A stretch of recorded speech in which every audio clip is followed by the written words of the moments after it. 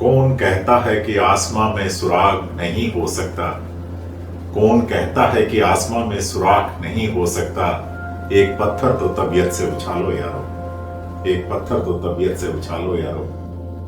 Hello friends, आज मैं doctor Harish Kumar रंगा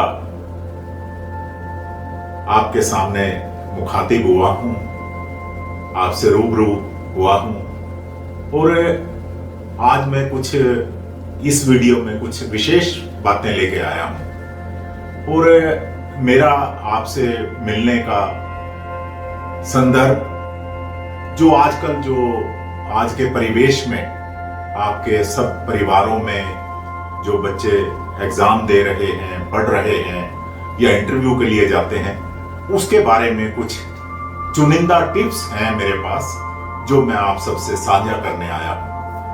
और मैं करीब 31 साल मैंने प्रिजन डिपार्टमेंट में अपनी सेवाएं दी हैं। इस दौरान मैंने एक कांस्टेबल से लेकर और डीएसपी तक मैंने इंटरव्यू लिए हैं। जो भी कोई पार्टिसिपेंट्स आए इंटरव्यू के लिए उनके इंटरव्यू कंडक्ट किए हैं, लेकिन कहीं ना कहीं मेरे मन में एक पीड़ा, एक टीस रही कि आजकल के बच्चों का टैलेंट, उनका कैलिबर, उनका आईक्यू लेवल कितना है। तो मुझे लगता है कि हमारे बच्चों का आईक्यू लेवल, उनका टैलेंट, उनका कैलिबर बहुत अच्छा है, लेकिन जब भी वो किसी एग्जाम के लिए जाते हैं या इंटरव्यू फेस करने के लिए जाते हैं तो वहां पर जाकर वो जो परफॉर्मेंस उन्हें देनी चाहिए वो नहीं दे पाते। और इसी बात को लेकर मेरे मन में एक ख्याल आया, मेरे मन में एक सवाल आया कि क्यों ना बच्चों को ऐसी टिप्स दी जाएं, ऐसी जानकारी दी जाए, ऐसी बातें बताई जाएं जिससे कि बच्चे एग्जाम फोबिया, इंटरव्यू फोबिया और भी जो अनचाही बातें जो बच्चे मन में बिठा लेते हैं और ना चाहते हुए भी इन सब नेगेटिविटी को अडॉप्ट कर लेते हैं, ग्रहण कर लेते हैं। तो मैंने अपना दायित्व समझकर बच्चों के लिए और बच्चों के पेरेंट्स के लिए मैंने सोचा कि मैं एक ऐसा वीडियो लेके आऊं जिससे बच्चे बिल्कुल जो स्ट्रेस है एग्जाम का, जो फोबिया है एग्जाम का, जो इंटरव्यू का फोबिया है, उससे बच्चे मुक्त हो जाएं और पेरेंट्स भी बहुत सुकून, बहुत राहत, बहुत रिलीफ महसूस करें। अब आप सभी के मन में ये जिज्ञासा, ये प्रश्न, ये सवाल जरूर उठेगा कि डॉक्टर हरीश कुमार रंगा बच्चों के लिए, एग्जाम के लिए, इंटरव्यू के लिए ये स्ट्रेस रिलीज कोई वीडियो लेकर आए हैं, तो क्यों लेकर आ रहे हैं? वो ऐसा डॉक्टर हरीश कुमार में क्या है? मेरे पास ऐसा कुछ नहीं है, लेकिन मैं अपने बारे में अगर थोड़ी सी अपना परिचय दूं आपको, तो मैं यूं कहूं कि मैं डॉक्टर हरीश कुमार इसलिए लिखता हूं कि मैंने लॉ में पीएचडी की हुई है और मेरा जो पीएचडी का जो सब्जेक्ट था, जो थीसिस था, वो क्रिमिनल लॉ था। ये प्रिजन रिफॉर्म्स के ऊपर मैंने अपना डॉक्टरेट किया है, जो शोध पत्र प्रस्तुत किया है। के बाद आज मैं MA political science Kurukshetra university का बोनाफाइड स्टूडेंट हूं और आज मेरा ये सेकंड पेपर हुआ है और ये पेपर देने के बाद मैं इस वीडियो को बना रहा हूं। और ये मेरा ध्येय है कि कोई भी बच्चा, मतलब जिसको सब कुछ आता है, जिसको सब कुछ पता है, लेकिन थोड़ा सा उसके मन में एक कॉम्प्लेक्स आ गया, एक फोबिया आ गया, एक डर आ गया, उस वजह से वो बच्चा है वो 100% नहीं दे पाता। और उसके लिए पेरेंट्स भी उस बच्चे को बहुत कुछ कहते हैं कि आपको इतने बुक्स दी हमने, ऐसा एटमॉस्फेयर दिया, लेकिन बच्चे एक फोबिया, एक डर की वजह से, एक स्ट्रेस की वजह से परफॉर्मेंस नहीं दे पाते। तो मेरा ऐसा मानना है कि सभी पेरेंट्स जो मेरी इस वीडियो को देख रहे होंगे, मुझे सुन रहे होंगे, मेरा उनसे एक आग्रह है, एक रिक्वेस्ट है सभी पेरेंट्स से कि इस वीडियो को हर बच्चे को दिखाएं कि आप एग्जाम की तैयारी कैसे करें, आप जब इंटरव्यू के लिए जाएं तो इंटरव्यू की तैयारी कैसे करें।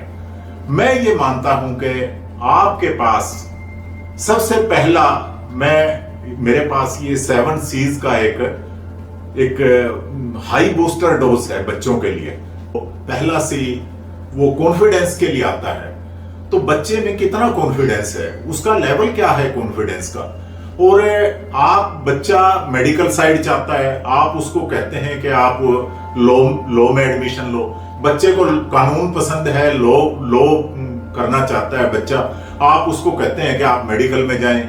मेडिकल वाला बच्चा साइंस पढ़ना चाहता है। तो आप बच्चे के ऊपर कोई भी चीज ऐसी उस पर ना ला दें, ना उसको प्रेशराइज करें। जो उसकी चॉइस है, जो उसको अच्छा लगता है, बच्चे को करने दें। और इससे, ऐसा करने से बच्चे के अंदर जो कॉन्फिडेंस लेवल है उसका, वो बहुत बहुत बढ़ जाएगा। और इसके बाद दूसरा C आता है। कॉन्फिडेंस के बाद पहला C कॉन्फिडेंस, दूसरा C कंसंट्रेशन। कंसंट्रेशन हमेशा बच्चे को, जो भी एग्जाम के लिए तैयारी कर रहा है या इंटरव्यू के लिए तैयारी कर रहा है, उसके पॉजिटिव एटीट्यूड को डेवलप करता है। कंसंट्रेशन बच्चे के अंदर बहुत जरूरी है। और ये पेरेंट्स को पता लग जाएगा, या जो भी कोई एकेडमी या कोई स्कूल या कॉलेज उस बच्चे की जो तैयारी करवा रहा है, कि बच्चे का कंसंट्रेशन उस सब्जेक्ट के प्रति कितना है, क्या वो उसका पॉजिटिव एटीट्यूड है उसमें। हम बच्चे को वैसे ही तो नहीं कि हम उसको पसंद है साइंस और उसको भेज रहे हैं लॉ में, तो ये चीज भी बच्चे के ऊपर छोड़ी जाए। इससे बच्चा का जो नेचुरल डेवलपमेंट है, बच्चे का जो नेचुरल जो इंस्टिंक्ट जो उसके अंदर कैपेबिलिटी है, वो डेवलप होगी। और बच्चा किसी भी एग्जाम के लिए, किसी भी इंटरव्यू के लिए कभी भी ना रुकेगा और ना कभी फेल होगा। और तीसरा C अगर मैं कहूं तो वो है कमिटमेंट। तो कमिटमेंट की जहां तक बात है कि बच्चा कितना सब्जेक्ट के प्रति कमिटेड है, कितना वो उसमें उस सब्जेक्ट को सीखने का उसमें कितना मादा है, तो ये बच्चे के ऊपर डिपेंड करता है कि वो कितना कमिटेड है। लेकिन मेरा एक मानना है कि जहां तक आजकल ये मोबाइल जो बच्चे रखते हैं और वो कुछ भी चीज गूगल से देख रहे हैं या कोई और चीज है, उससे उनको थोड़ी हेल्प तो मिल सकती है, लेकिन वो अपने सब्जेक्ट के प्रति, अपने एग्जाम के प्रति, अपने इंटरव्यू के प्रति कितने कमिटेड हैं, ये बच्चे में जो मैंने पहले 2 C बताए हैं, अगर ये उनमें है, उसका लेवल है, तो वो बच्चा अपने सब्जेक्ट के प्रति, अपने विषय के प्रति, अपने एग्जाम के प्रति, अपने इंटरव्यू के प्रति कमिटेड होगा। और अगर मैं चौथे C की बात करूं तो चौथा C है कि बच्चा कितना कूल एंड काम है। क्योंकि आजकल बच्चे छोटी सी बात पे इतना स्ट्रेस ले लेते हैं, इतना अचानक से एकदम गुस्सा कर देते हैं और पेरेंट्स से भी बहुत लड़ाई झगड़ा करते हैं अपने एग्जाम को लेकर, अपने जो घर का जो उनका माहौल है उसको लेकर। तो मेरा ऐसा मानना है कि पेरेंट्स बच्चों को अनावश्यक दबाव ना दें, उनको कूल एंड काम रहने दें, उनको थोड़ा बहुत जो रहता है कि जैसे योगा प्राणायाम करें, सुबह की सैर करें, और उनको अच्छा जो भोजन है ना, कहते हैं कि जैसा खाओगे अन्न वैसा होगा मन, उनको भोजन भी थोड़ा सा ये जो पिज्जा बर्गर और ये जो जंक फूड है इससे अवॉइड करें। और मेरी एक और प्रार्थना है कि अगर आप वैसे उनको नहीं बंद कर सकते तो कम से कम जिन दिनों में बच्चा आप तैयारी करवा रहे हैं उसको एग्जाम की या किसी कंपटीशन की या किसी इंटरव्यू की, तब कम से कम जंक फूड को अवॉइड करें, उसको घर का बना शुद्ध और सात्विक भोजन दें। उसके बाद कूल एंड काम के बाद आता है कि बच्चे की कैपेबिलिटी क्या है, बच्चा बच्चा कैपेबल है उस बात के लिए जो हम उसको उसको एक हमने लाइन दी है, उसको एक ट्रेड दिया है। तो कैपेबिलिटी बच्चे की कैसे पता करें? तो ये पेरेंट्स और जो उसके टीचर्स हैं, उसके गाइड हैं, जो उसके ट्यूटर हैं, ये उनके ऊपर डिपेंड करता है कि बच्चे की कैपेबिलिटी है या नहीं है, और वो कितना कीन टू लर्न है, उसमें जिज्ञासा है कुछ सीखने की, और वो उसको उस कैपेबिलिटी को अगर उसमें नहीं है तो उसको कैसे कैसे अपने अंदर पैदा करे। तो ये सारा का सारा श्रेय जो जाएगा वो सारा ट्यूटर, जो उसके गाइड हैं, जो उसके पेरेंट्स हैं, उनको जाएगा। लेकिन ये जाएगा तब जब उसका जो सर्कल है, उसका जो एटमॉस्फेयर है, जहां पे वो जिस एकेडमी में वो स्टडी कर रहा है, जहां वो तैयारी कर रहा है, ये सब उसके ट्यूटर, पेरेंट्स और उसके जो गाइड हैं, चैलेंजेस कि बच्चे के अंदर कितना चैलेंज लेने का उसके अंदर मादा कितना है। क्या बच्चा किसी चैलेंज को बहुत हंस के स्वीकार करता है, या वो डर जाता है, घबरा जाता है। आजकल मैंने देखा है, मैं इस चैलेंज से पहले अगर बात करूं तो बच्चों के अंदर, और खासकर हरियाणा, पंजाब, यूपी, उत्तराखंड के जो बच्चे हैं हमारे, उनका बहुत अच्छा नॉलेज है। उनका नॉलेज जो है अप टू द मार्क है, और उनको बहुत सब्जेक्ट के विषय में बहुत ज्ञान है। लेकिन वो कहीं ना कहीं उनमें एक कॉम्प्लेक्स है। वो कॉम्प्लेक्स क्या है कि वो उनको इंग्लिश बोलने में बहुत दिक्कत आती है। इस कॉम्प्लेक्स को लेके वो हर जगह फेल हो जाते हैं या मार खाते हैं। बच्चों में ऐसा कॉम्प्लेक्स आपने, या तो कॉम्प्लेक्स दोनों ही बुरे हैं, मेरा ऐसा मानना है। सुपीरियरिटी कॉम्प्लेक्स भी गलत है, इंफीरियरिटी कॉम्प्लेक्स भी गलत है। दोनों ही कॉम्प्लेक्स नहीं आने चाहिए। लेकिन जहां तक इंफीरियरिटी कॉम्प्लेक्स का सवाल है, बच्चों में नहीं होना चाहिए। हमारी जो मदर टंग है, या जो भी आप उत्तराखंड से आते हैं, पंजाब से आते हैं, महाराष्ट्र से आते हैं, जो मदर टंग है आप उसको प्राथमिकता दें। मैं हरियाणा से आता हूं तो मैं अपने हिंदी को प्राथमिकता देता हूं, और मैं एज एडिशनल कॉम्प्लेक्स कभी नहीं आया कि मुझे कोई लैंग्वेज प्रॉब्लम है। लेकिन मैंने प्राथमिकता अपनी मदर टंग को दी है। मैंने हरियाणवी को प्राथमिकता दी है, मैंने हिंदी को प्राथमिकता दी है। इंग्लिश ठीक है, बोलने में अच्छी लगती है, लेकिन इंग्लिश के ये मायने नहीं है कि अगर आप इंग्लिश बोल सकते हैं तो आप बहुत ज्यादा इंटेलिजेंट हैं। आप बच्चे जो पेरेंट्स आज मेरे इस वीडियो को सुन रहे हैं, मुझे देख रहे हैं, तो ये मन से निकाल दीजिए कि जिसको इंग्लिश बोलना आता है वो बहुत ज्यादा इंटेलिजेंट है। आप हिंदी में बहुत कुछ कर सकते हैं।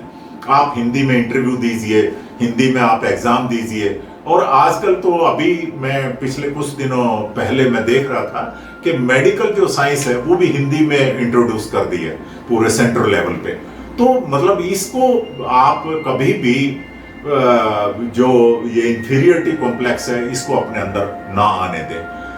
आखिरी में अगर मैं कहूं तो आपके अंदर कोऑर्डिनेशन का लेवल कितना है, आप कैसे विषय के साथ, परिस्थितियों के साथ कितना कोऑर्डिनेट कर पाते हैं। और कोऑर्डिनेशन जिस बच्चे में, या जो पेरेंट्स हैं, जो ट्यूटर हैं, जो गाइड हैं, आपके अंदर कितना कोऑर्डिनेशन है। और ये सारा का सारा आपको इस एग्जाम फोबिया से और जो स्ट्रेस है आपको उसको रिलीज करता है, और जो भी इंटरव्यू फोबिया है आपको उससे बाहर लेके आता है। और अंत में मैं कहूं तो अपने ऊपर जो अंतिम सी है वो है कंट्रोल। और कंट्रोल क्या है कि कंट्रोल को अगर मैं डिफाइन करूं, कंट्रोल अपने ऊपर भी कंट्रोल कि आप कैसे अपने आप को रोक पाते हैं किसी भी परिस्थिति में स्ट्रेस में जाने से। तो ये कंट्रोल कई बार मैंने मोदी जी को कहते सुना है कि आपदा को अवसर में कैसे बदलें। कोई भी आपके पास कोई डिफिकल्टी है, आप उसको अपॉर्चुनिटी मानिए, उसको एज ए चैलेंज लें। तो ये जो बातें मैंने आज आपसे की हैं, ये आप पेरेंट्स भी और बच्चे भी इन बातों को लेके अपने मन में बिठा के, तो आपको यूं लगेगा कि एग्जाम फोबिया कुछ नहीं है और स्ट्रेस नाम की कोई चीज नहीं है। लेकिन इसके लिए मेरी एक पेरेंट्स से भी और एक जो जो जो बच्चे हैं जो इंटरव्यू की तैयारी कर रहे हैं और जो एग्ज़ाम की तैयारी कर रहे हैं, इस फोबिया से दूर रहें। और इस वीडियो में मैं एक बात और कहना चाहूँगा कि मैंने YouTube पे अपना एड्रेस भी दिया है और इसके लिए एक एकेडमी है। मेरे जो छोटे भाई हैं श्री अरविंद यादव जी, जो एक एकेडमी चला रहे हैं, डू यू नो के नाम से आप YouTube पे और गूगल पे जो सर्च करेंगे तो आपको एकेडमी मिलेगी। और वो भी इस विषय में बच्चों की जो कंपटीशन में जा रहे हैं बच्चे, पेरेंट्स, बहुत कुछ मटेरियल है उनके पास जो आपको एग्जाम में क्वालिफाई करने में हेल्प करेगा। और रही बात के जो एकेडमी में अरविंद यादव जी हैं, वो अपनी सेवाएं दे रहे हैं इस फील्ड में। और मैं ये समझता हूं कि जब भी आप बच्चों को यूं देखते हैं कि कई बार मुझे बड़ी पीड़ा होती है कि पेरेंट्स ऐसे अपने आप को नीरी और बेबस महसूस करते हैं कि हम बच्चों के आगे क्या करें। जब बच्चे देखते हैं आप उनको मोबाइल देते हैं, उनको पॉकेट मनी देते हैं, उनको बाइक देते हैं और आप सोचते हैं कि बच्चा अच्छी एकेडमी में जा रहा है, बच्चा अच्छे कॉलेज में जा रहा है, लेकिन उसकी वहाँ पे कंपनी जो है वो बहुत बैड कंपनी है और आपको पता भी नहीं होता। लेकिन वो आप उससे फिर बहुत निराश और हताश हो जाते हैं। ऐसे होने की जरूरत नहीं है। आप अपने बच्चों को एज ए फ्रेंड ट्रीट करें। बस मेरा एक ही संदेश है आज इस वीडियो में, एज ए फ्रेंड ट्रीट करें, बच्चों को साथ लेके चलें, उनको प्रॉपर कंपनी दें, उनके खान पान पे ध्यान रखें। और मैं नहीं समझता कि कोई भी बच्चा जो है वो पेरेंट्स के अनुरूप ना चल पाएगा या जो एक्सपेक्ट करते हैं हमारे पेरेंट्स बच्चों से वो परफॉर्मेंस ना दे पाए। और अंत में तो मैं यही कहूँगा कि इसमें मेरी 2-3 सीरीज और आएंगी वीडियोस की और आप YouTube पे मुझे सर्च कर सकते हैं। और जब मैं अगली वीडियो लेके आऊँगा तो वो एग्ज़ाम की प्रिपरेशन कैसे करें, किस एकेडमी में जाएं, जैसे मैंने बताया अरविंद यादव जी जो डू यू नो के नाम से एकेडमी चला रहे हैं, बहुत अच्छी एकेडमी है। इसके पास बहुत ज़्यादा मटेरियल है हर विषय का। और अरविंद जी उम्र में मेरे से छोटे हैं लेकिन बहुत ज्ञानवृद्ध हैं और बच्चों को अच्छे से गाइड करना भी आता है उनको। और इसी तरह से मिलके मैं चाहता हूं कि हमारे बच्चे, ये नहीं कि हरियाणा के ही या कुरुक्षेत्र के या अंबाला के नहीं, पूरे हिंदुस्तान के बच्चे हमारे बच्चे हैं और उनको कोई भी अपॉर्चुनिटी जो मिलती है उससे वो उसमें हार ना माने, उसमें जीत कर आए। वही पेरेंट्स की भी खुशी है, हमारी भी खुशी है। और मैं ये समझता हूं कि मैंने राष्ट्र के लिए कुछ किया है। थैंक यू, आपने मुझे इतने ध्यान से सुना। जय हिंद, जय भारत।